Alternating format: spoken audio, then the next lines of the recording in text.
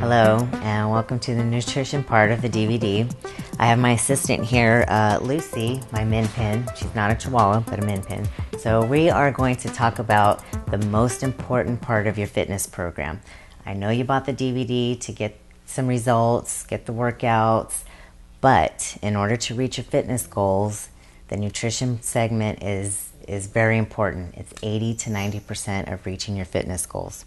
So I just have to emphasize on how important it is, and I have a set of guidelines here that I follow, and you'll be able to print this out too for your reference when you go to my website, TanyaMooreFitness.com. Okay, so before I get started, I want to remind you why you're here. You're here because you're frustrated. Maybe you want to lose weight. You want to get in shape. That's, like again, I said, that's why you bought the fitness video. But we really need to emphasize on the nutrition part. So every day, I want you to wake up with a positive attitude. Remember that dedication is the key to achieving your fitness goals. You got to be dedicated to yourself, to the program. It all works together. It's not just one thing. Rome wasn't built in a day. We didn't mess ourselves up overnight. So don't expect results overnight. This is going to take some time. We're on a journey together. So I want you to stick with me and follow me and go by some of these guidelines and let them help you out. And remember, it's not how many times you fall, but it's about getting back up. So if you ever fail a day on not eating good, just roll with the next meal. Just keep going. Don't throw the whole thing out the window, because I know a lot of people do that. They think because they failed once, that just forget about it. You just got to keep at it. It's okay if you fall once. Got to keep at it. So I'm going to go over the guidelines and just to help you out and guide you along your new journey. All right. So we know there's a lot of diet programs out there. You see the commercials, whether it's counting calories, portion control, or points. I don't know about the point system, but I lean more towards portion control. It's easier, it's not obsessive, you don't have to rack your brain, and it's more fun. You get to eat food, still enjoy food. Food's not a bad thing. It's just we don't control our portions. So if we at least learn how to do that as our first step, then you will learn how to create better habits down the road, and then understand your food more effectively and make it work for you more effectively. Your body needs to eat, it wants food. So as long as you portion control it, you're on a better foot to reaching your goals. So we'll get into what I do is eat more smaller meals throughout the day. So I eat about 7 meals, about every 2, maybe 3 hours if I'm kind of pushing it. But usually about every 2 hours I'm eating a meal. So 7 meals I'm getting in. Speeds up the metabolism. You got to let your body know that you're feeding it. If you don't feed it, it goes into starvation mode. And when it goes into starvation mode, it holds on to fat. So who wants to hold on to fat? Because I don't. So feed it. It needs food. So again, portion control. You want to measure, use your hand so as your gauge. So proteins, lean proteins, no more than the size of your hand. Carbohydrates, the palm of your hand. Use that to measure your food. So if you don't have a scale, you don't want to get into, crazy obsessiveness, use your hand, just, eyeball it, and it makes it a lot easier. Prepare your foods. Prepare them ahead of time. It makes the program much easier.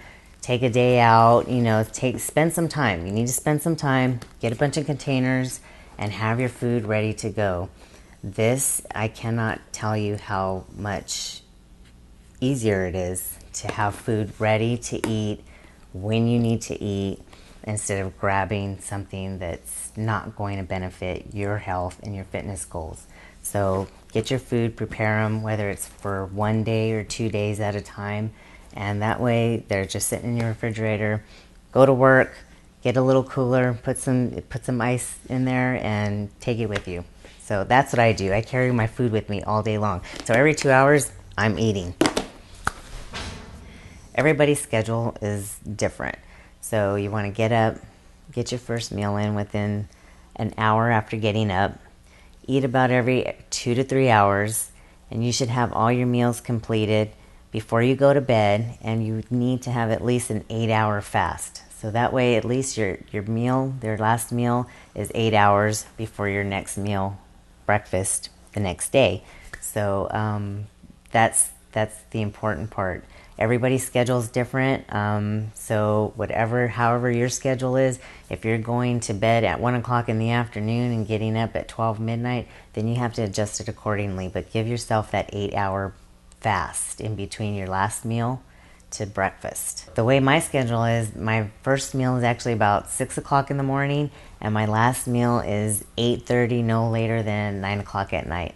So it gives me about that 8 hours of a break and a fast period between my last meal to the next day's morning breakfast. So I'm going to talk a little bit about reading food labels. I'm not going to elaborate too much about it, but basically the less ingredients, the better. So you really want to watch the packaged frozen foods that are already pre-made, because they have a lot of preservatives, nitrates, and hidden things that are in there that really are not meant for the body to take in. They become toxic and they're just not good altogether. So it's always better to prepare meals from scratch, from good sources, natural sources. I say things that have been killed or grown. So those are the type of foods you want to stick to. High processed foods, breads, and all that stuff just has too many ingredients that really are not friendly for our body in the long run. I'm not saying it's bad to do it every now and then, because, again, moderation is the key. It is okay to enjoy yourself sometimes, but predominantly you want your foods to be clean, good, whole, natural sources of food. The better you eat and take in good, clean foods, your body's going to rebound and better when you do eat something bad. So it's going to recover faster. So if your daily food intake is just, say, McDonald's and lean cuisines and all these foods, you're saturating your body with a lot of bad ingredients that weren't meant for our body to take in. Your body can't process it, your body can't break it down, and your cells don't like it, and they don't feed healthy cells. So killed or grown, natural foods, stick to those.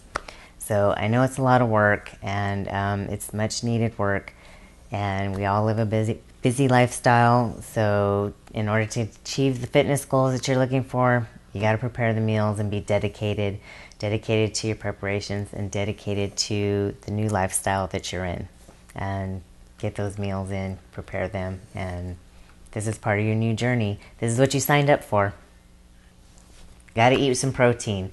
It's important to get the protein in, good lean sources. This is what feeds the muscle, builds the muscle, maintains the muscle. So you want to get that nice lean toned muscle mass. The more muscle you have, the more calories you burn. So I'm not saying that you got to be big and put on a lot of muscle, but you do have to feed it, and you got to maintain it, and you got to help repair and rebuild it.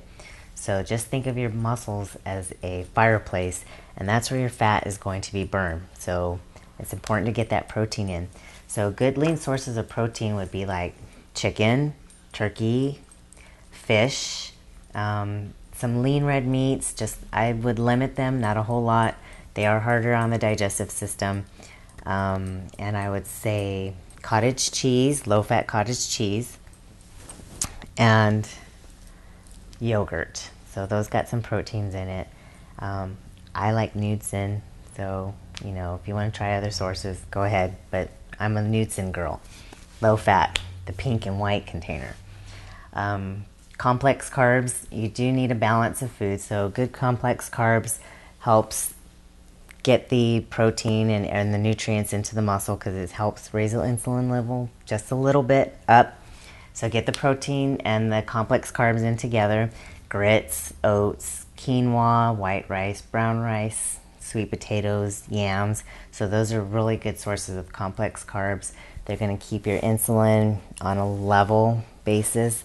You don't want to spike the insulin too high because it's a good and bad hormone. It also stores fat, so we don't want to do that. So that's why you got to watch the sugars. Vegetables, dark green veggies are always the best. Iceberg lettuce doesn't have a lot of nutrients in it, so spinach, broccoli, kale, your cauliflower, those are good too. If you want to cook and add bell peppers and bright colors to liven up your food, those are fine. Herbs, spices, flavor it up. Have fun, cook your food, make it taste good. Fruits are good. Berries are better. They have more antioxidants, so stick more to berries. Apples are fine. If you take them in, try to take them in earlier in the day and less towards the end of the day when your activity levels start to slow down. You just don't want unused, unwanted sugars in, because fruits still have fructose, which is a form of sugar. So if you're not going to use them and burn them off, don't take them in. You just definitely want to limit them as the day progresses. And now as we get into fruits, watch those fruit juices. They're very concentrated in sugars.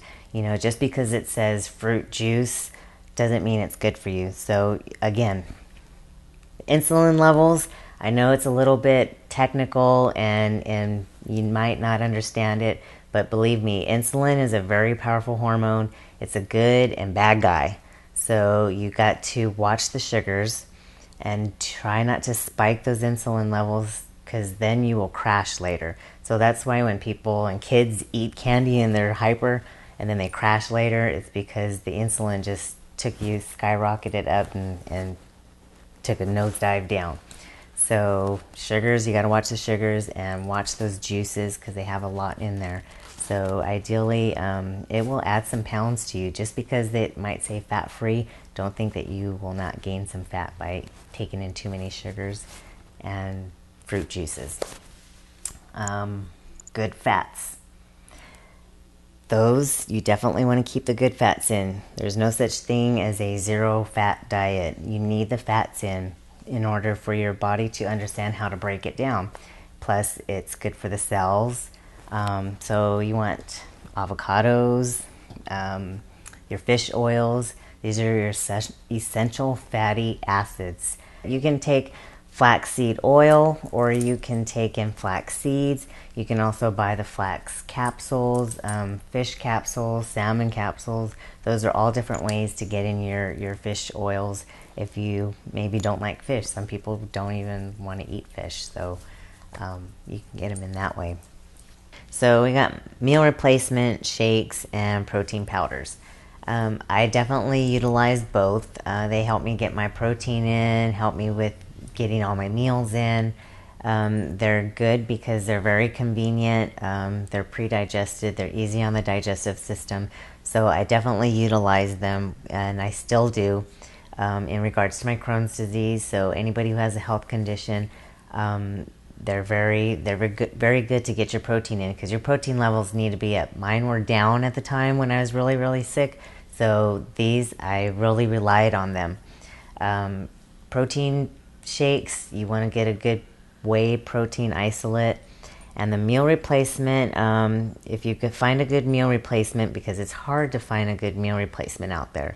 There's tons of protein shakes out there, but the meal replacement, there's not a whole lot. I utilize and use ViSalus ViShape shakes. They're the meal replacement shakes. So when I was sick with my Crohn's disease, these are the shakes that I use to help me regain my health and my strength. These were a key component in rebuilding my health. So if you would like to order your own supply, you can find the link on my website, and you can order through my website and get your own supply. I highly recommend it. They helped my health, and I know they'll benefit yours. So moving right along to one of the most important things that you really should consume throughout the day, and that is water. So this right here is about a half a gallon. I drink about 2 of these a day. So I highly recommend, and it is recommended, that you take in at least 8. They say 8 to 12 glasses. I say 8 to 16 glasses of 8-ounce waters. Water is essential to flushing fat. It's a natural diuretic. Our body is made up of mostly water, so it needs it. You need to feed the cells, rehydrate the cells, get it in there. Your body will feel much better once you start flushing. Okay, so the downside is you're going to go to the bathroom a lot. That's the inconvenient part, is running to the restroom a lot, but it does give you great benefits. So get the water in. And the other thing I would have to say is that by not drinking enough water, you might get hunger pains. So it does give the signs of hunger. So if you ever get the hunger pains in between, say, a scheduled meal, and so you're getting all your meals in and you have your meals scheduled, and say you get hungry, drink about 8 to 16 ounces of water first before you reach for a snack or something that's not going to be helpful in your fitness program by taking in extra calories or foods that you don't need to consume. You can do this. Believe in yourself. Every morning, get up with a great attitude. Know that you can do this. This is for yourself. And before you know it, you will have reached your fitness goals. But in the meantime, make sure you take pictures. Keep track of your progress, because I would love to see the results that you've achieved with your hard work and dedication. So I will see you soon.